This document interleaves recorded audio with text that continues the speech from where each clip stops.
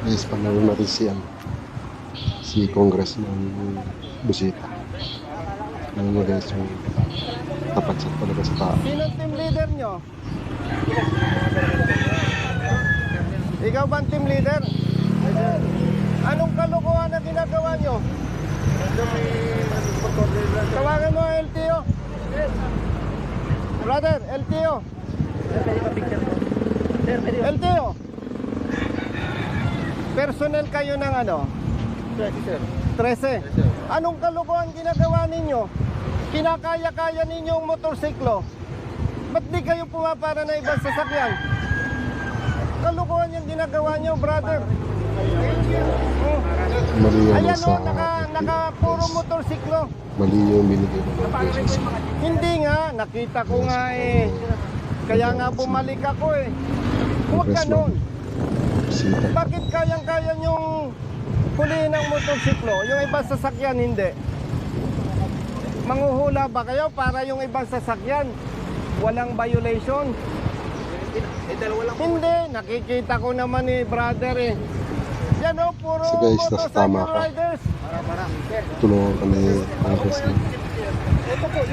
Hindi nga eh. Kita ko nga. Napakabang. O sige, may isang four wheel. Lalo Pero lalo ano sa yung mga mga- nakatambak?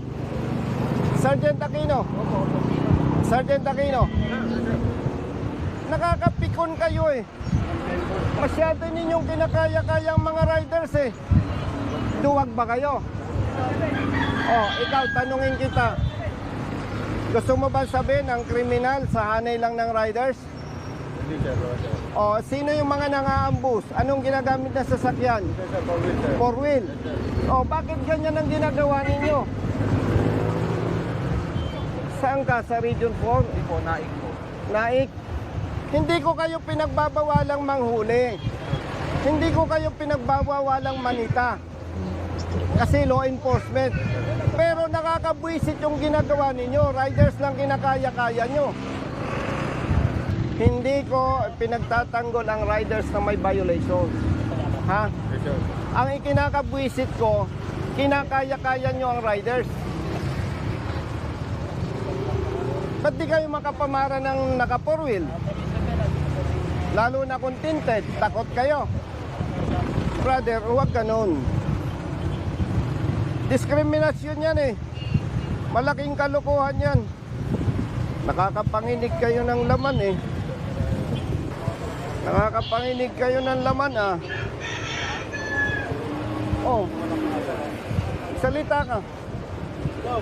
Alisin niyo yung mga motor. Madam, pakisabihan mo nga yung hepe ng ano daw to. Brother, LTO ano ka? Naik po. Sabihan mo nga, madam, yung hepe ng LTO Naik. Nabubuisit ako, kinakaya-kaya ang mga riders. Kung ang kakayanin nyo lang kapatid, riders, wag na kayong manita. Huwag ninyong suportahan itong ginagawa ng LTO pag mali. Ginagamit lang kayo. Pasensya ha. Hindi ko kayo kinu-question na manghuli. At kung hindi ninyo kayang gawin ang tama, magsilayas na kayo. Baka nako-confuse kayo, hindi ito trabaho ng congressman. Wala lang. Sige po, maraming salamat. Pakishare na lang po.